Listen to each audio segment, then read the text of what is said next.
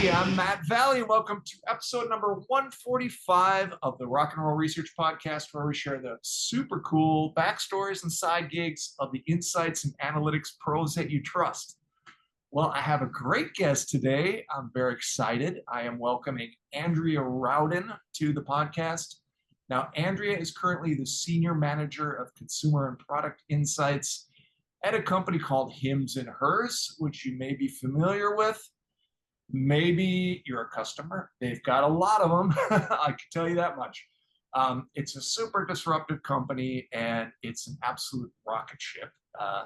It's been open since 2017, 8 years. That's it. They should surpass $2 billion in sales this year, which is remarkable. They're doing it through this disruptive, innovative model of direct-to-consumer for call it select prescription and OTC medications and personal care products. So interesting place to be, I'm sure. Now, Andrea also, believe it or not, is in a band in Chicago. Now, that's speaking my language, so that's really cool. We met originally earlier this year at IIEX in DC.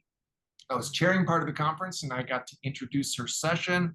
So I'm very excited to be able to sit down and talk in more depth today. So welcome to the show, Andrea. Thanks, Matt. Appreciate you having me.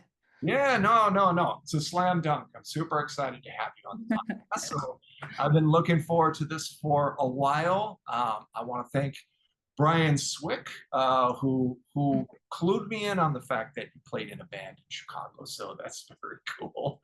All right, so let's, Hims and Hers, just the growth is incredible, and a very interesting product category dealing with consumers.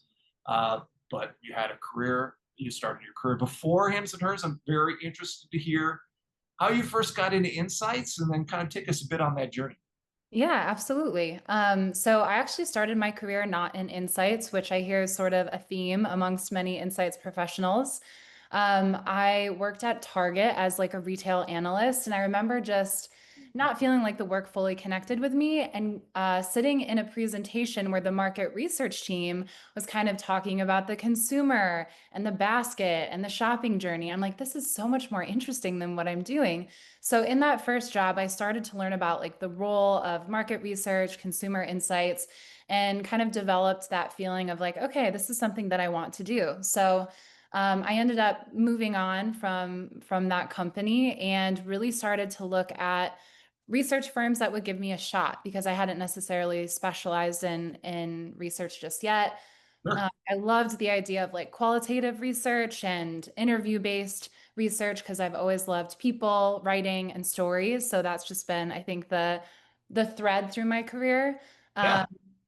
And yeah, a couple of boutique companies in Chicago gave me a shot. I really cut my teeth there. And from the very start, just by happen chance, I focused on pharma and healthcare insights. There's a strong market for it, and those were the doors that opened for me. So I ended up specializing in those types of research in that customer type. And then that's really helped to lead me to my current role, as I had about 7 or 8 years in pharma and healthcare insights before I went client side. Yeah, yeah, that's great. Yeah. And how are you finding the distinction between supplier side and client side? How's this work? How's that working out? Yeah. I am so glad I started on supplier side, because I think it's made me, you know, a smart researcher client side, both in terms of picking vendors, picking tools, and also just pushing the work, because I've been on the other side of things. I kind of know what it's like. So I'm incredibly grateful to have started that way, because I think it's really just made me a stronger researcher overall. And also we still do a lot of DIY, like in-house research, because things move so fast. So I still get to like keep my skill set up and do like, fast turn surveys or quick qual, and still feel like I'm connected in that way. But we're also supported by really fantastic vendors too, that I think like push us to the next level. So Yeah, I love it. I love it. Can I ask you one follow-up question? Because you mentioned Target. Were you working at the Target headquarters in Minneapolis? yes, yeah. Okay, so I have to ask, right? I'm from St. Paul. I went to the University of Minnesota. So I'm very Okay. curious, first of all, what you thought of the Twin Cities, and then what part of town did you live Okay, so I lived right downtown, right next to Target headquarters, because as a kid out of college, it felt like that's what you do. I didn't have an imagination there. But I loved Minneapolis, and honestly, living in Chicago, I've reflected a few times on missing like the quality of life there because of the lakes that are in downtown Minneapolis. You can like easily jump on your bike. There's tons of like biking trails. You can take a weekend trip in like a beautiful natural place and get away. So I grew up in Michigan, and it honestly reminded me a little bit of Michigan, and I loved that. And also the people are very cool. They're really down to earth. There is like more of an art scene there. So I loved it. I was sad to leave, but it was time for me to go because actually Target had massive layoffs, so I really had no choice. And Chicago was like a great market and closer to family, but I loved my time there.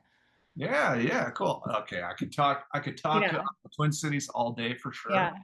But I can also talk rock and roll. And so tell me about, so I know that you're fronting a band here in Chicago, you're singing. So how did that come about? And Yeah. about that.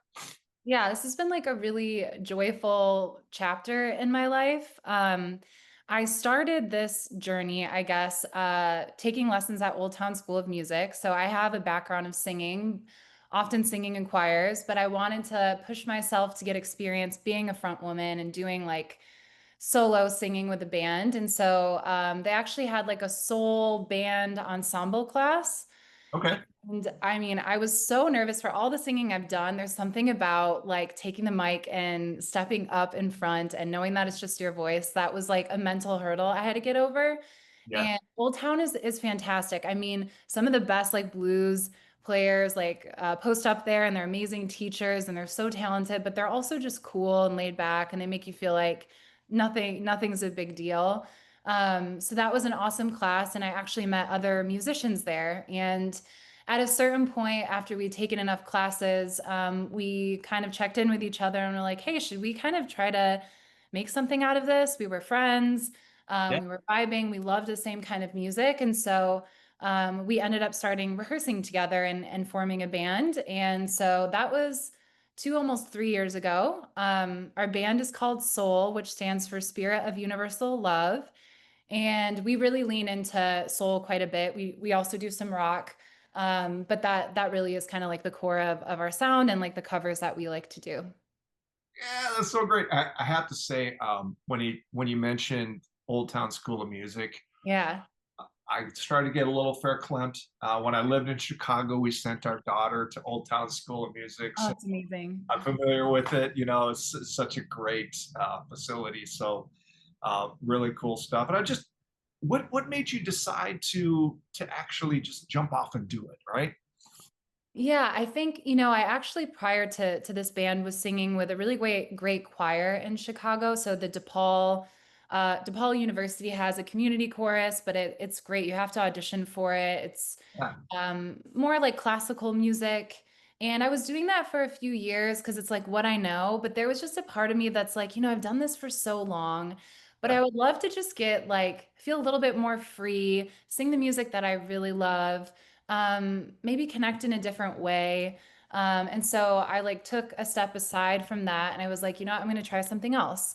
And that's what led me to the Old Town School of Music. I've always loved soul, R&B. So I'm like, okay, great, let's try this class. And it ended up leading to like great friends and this awesome band. And I think all of us have grown a lot in the 3 years, just like committing to playing together and finding gigs and getting it off the ground. So I'm really glad that I did like take that leap.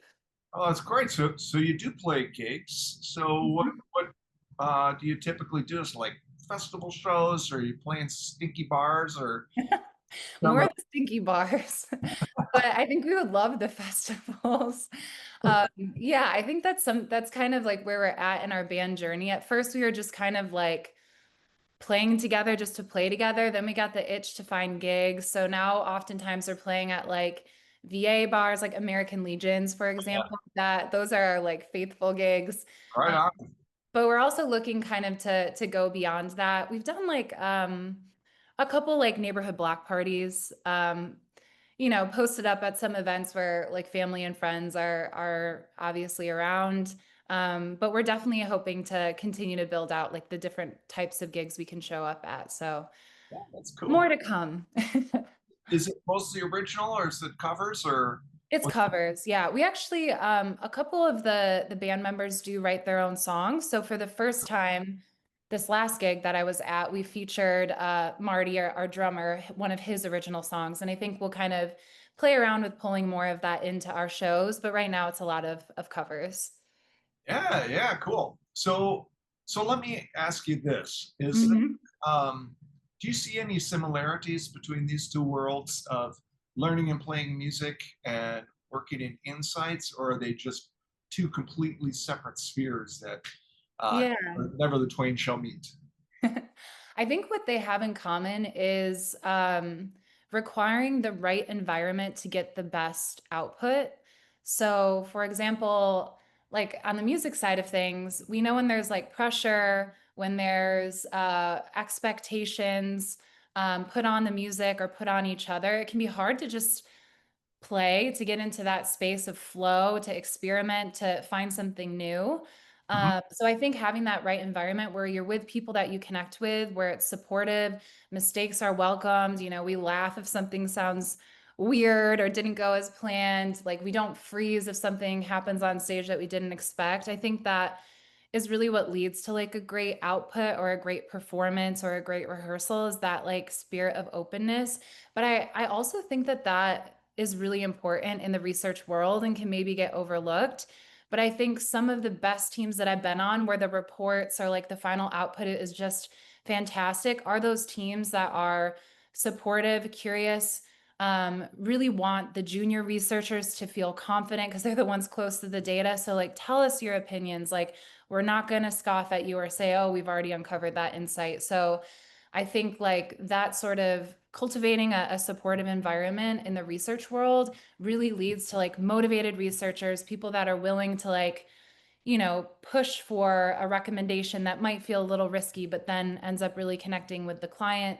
So that's what I think that they have in common, because I think research is a very creative process that Yeah. people don't maybe think about, but it totally is, and it needs the right team and the right supportive environment. Yeah, no, I love that. I love that. So let's continue on the research theme. Okay. Uh, So not only is the industry being Mhm. disrupted quite dramatically in recent years, but you also work for this company that's growing so quickly and is disruptive in its own right. I'm interested to know from your perspective as you look out there, your crystal ball. Mhm. What does the future of insights look like? What's Yeah. important? Well, so I know we're in this like AI boom right now, and that was very evident at IIEX. Not everyone, but many vendors are trying to incorporate that in a way that's useful for researchers, in a way that's novel and stands out, and that's definitely appreciated because that is the future to some extent. And researchers on client side are being pushed to incorporate AI to be more efficient. So I know that that's part of the future, but I think what's more exciting are is figuring out the other side of things. So how real, authentic interviews or real, authentic surveys can also be a part of the future, because I absolutely think there's a role for that. Yeah. And for as we get used to these AI summaries and everything sounds crystal clear and perfectly formatted or whatever, there is this craving for like authentic points of view that's never going to go away. And so I think figuring out where AI sits with what I think research does best, which is like elevating real voices and real stories, is going to be the future. And I think that's challenging because in some ways it feels like those are like opposing forces, but they need to live together. So I'm excited to see vendors embrace, but also push back on the limitations of AI and talk about where other methodologies and even old school techniques are still here to stay. And like that's what I think the future's heading. I'm kind of craving to see who can take a crack at that. So yeah, that's my point of view. Yeah, I I love what you say about pushing back because I think it's an important time for honesty in this space. Yeah. Think of some other trends that happened in the past, not AI, but other, you know, big disruptive trends, right? And it Yep. became kind of a snake oil thing, right? Where Yeah. all of a sudden, oh yeah, I can do everything you could possibly imagine. And there was a lot of maybe maybe not always intentional, but some dishonesty. And Yeah. I think if we're really wide-eyed and curious and realistic about what AI can and can't do as it kind of Yep. moves along, we're much better off. Yeah. I personally see AI as like a fantastic research analyst, but not the main strategist, Right. and certainly not replacing respondents. I know like synthetic audiences and stuff like that is something that's being explored, but I mean, it's my belief that it's really hard to replicate irrational human behavior, and like I'm always going to rely on actual human data. That's my take. So I see it as a great analyst, like a way to boost efficiency, but I still am more excited by research conducted by humans, or at least overseen by humans, and human strategic point of view. Yeah, yeah, I agree with you. Sometimes you've got a research subject who says something that's just so Yes. amazing and insightful. And just Mhm. imagine if that's like a synthetic respondent. I mean, Yeah, this isn't I can't see it happening, you know, and it I just know, I know. I actually had a moment like that the other day. Like we've been doing qual research, trying to like reinvestigate the landscape for weight loss because so much has changed since the last time we got a pulse on people right. that are interested in like the GLP-1s, for example. And this woman I was talking to said that she hasn't shared the fact that she's on these medications even with her husband.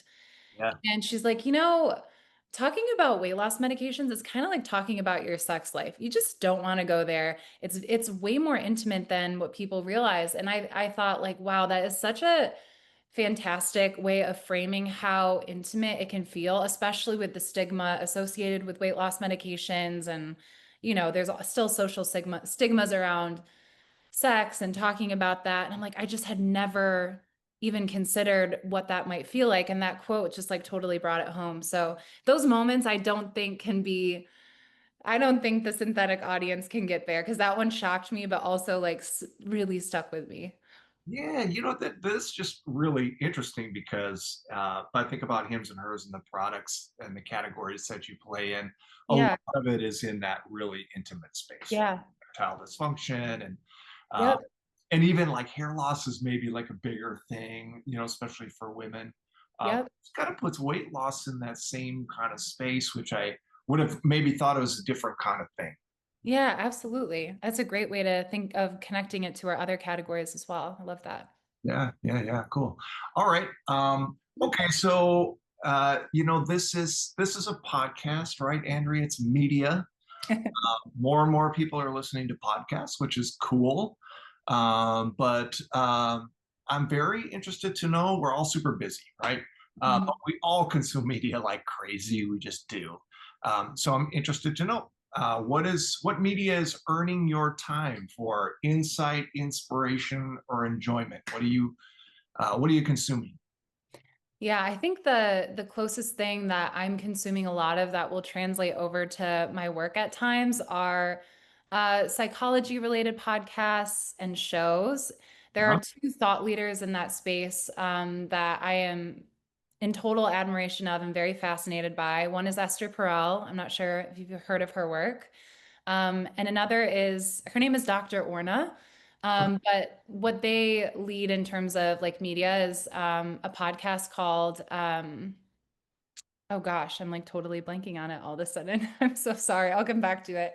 Oh, Where Should We Begin? That's Okay. Esther's podcast.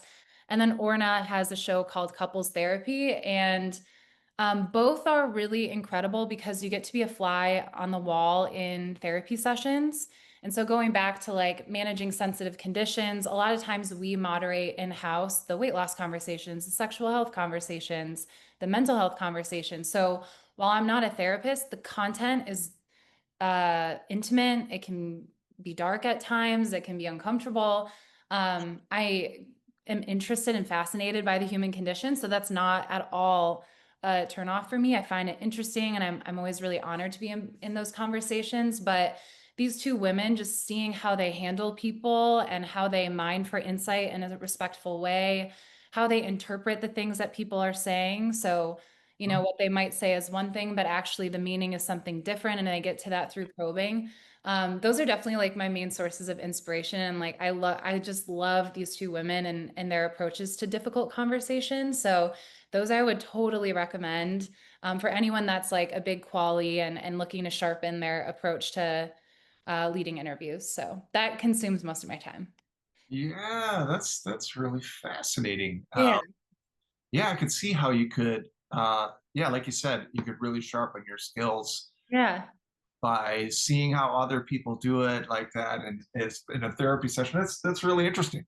Cool, very cool. All right, so we have talked a little bit of music, but Andrea, if you've ever listened to the podcast, this is the question that I really want to know. And every guest that every guest knows that I always say when we do a pre-call, I say, "Don't Hmm. give me any hints about what this is," because I love to be surprised. So I am always surprised on this question. So I'm curious to know. Let's say you're stranded on a desert island, right? You have three albums of your choosing, Andrea, to keep you Hmm. company for the rest of your days. What are those albums? I love this question. My three albums first would be Frank Ocean Blonde. This would be like my overall vibes album because I just always love flipping this one on. Frank's music is so cool, original, calm, but interesting. So I feel like that's like my vibe album. Yeah, that's a fun Um, choice. I like yep. The second one would be like my more heartfelt album, and that's Bon Iver's Bon Iver, Bon Iver. it. Yeah. I'm a huge fan of Bon Iver. I really love like the topics that he tackles. He's a Midwesterner, and I swear I can like feel that in his spirit and his ethos and his music. And I just love the instrumentals on Bon Iver's album and how he layers vocals, and it's so beautiful and inspiring to me. So that would be like my heartfelt album. Mm-hmm. And then my third album would be my party album because, like, if we're stranded on a desert island at some point, hopefully we find some source of alcohol to just distract ourselves from the fact that we're stranded on an island, we're having a party, and that would be Dua Lipa's Future Nostalgia. Yeah. I do love pop in addition to other forms, or sorry, genres of music. And in terms of like a pop star that I just want to dance to, it is Dua Lipa.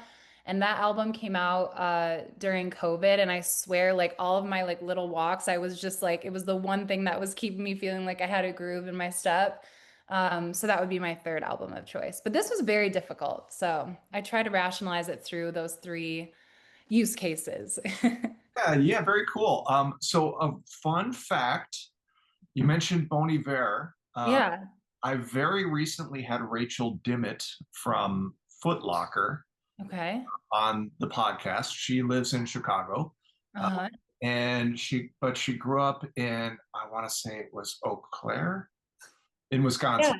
Yeah, And that's where he's from. right, and Bon Iver, he was her camp counselor, and so What? heard him singing campfire songs growing up. So she also No way. Bon Iver, so very cool. Oh, that is so cool. I have to imagine he's like a sweet guy. I don't know if she said this or not. Yeah, she had nothing but great things to Okay. say about That him. makes me very happy. That's really cool. Yeah, too cool. Let me add a bonus question. I'm very curious. Okay. So when you're playing with the band, and you choose what your favorite song is in the Mhm. set to Mhm. sing, what is it? Okay, well, there's one right now that I just feel like at our gigs, this is what gets the people hyped, and it's You're No Good by Linda Ronstadt. Yeah, I yeah, mean, I like it. it's an amazing song. I really connected to her, I always have. And like the ladies in the crowd just love it, especially middle-aged women. They're like, "Oh, hell yeah." So I get a lot of great feedback there. And it's just like a fun song. The band loves it, the crowd loves it. I can get a little like sassy with it because of like the content of just, no good men in the context of the song. Men are wonderful. But yeah, that's been like the hit. And we usually place it kind of like middle to end for like a crescendo moment. But yeah. Yeah, that brings me back to my early days. I remember Yeah. that. I think my mom had the 45. So What cool. about yourself? What about myself? Yeah, do you have a song that's like that for you? Well, let's see. So I'm playing in a couple of bands right now. I play the drums, right? And it is mostly original material. But I will say, so I play in this band called Pretty, which is kind of like a Fugazi kind of thing. Fugazi, Okay. maybe that sort of thing. We do a cover. We add a cover to our set, which is a song by Bad Religion called uh, oh, which one is it? Anyway, it's great. I I'm love sorry I put you on the spot. But it. Anyway, yeah, Bad super, Religion. super high energy, really fast tempo, and it just gets me absolutely hyped. So when I play it, I have to consciously keep myself calm because otherwise I'll just put too much into it and I'll start playing with my arms rather than my wrists, my fingers. Oh, okay. Make it difficult to play the rest of the set because I just love it so much. So Yeah, that is real, like conserving your energy throughout the set, especially if you're up there for a long time. So I get that. yeah. Super cool. Well, thank you for asking Yeah. that. But oh, this is awesome, Andrea. I'm so glad. So we just had just a tiny snippet of time to meet on the stage back at IEX, and I was really looking forward to dive in deep with you on this. So Yeah. thank you so much for spending time on this. Well, I'm sure I will see you soon. Thanks so much. Let's talk soon. Rock and roll. Rock and roll. Great talking to you.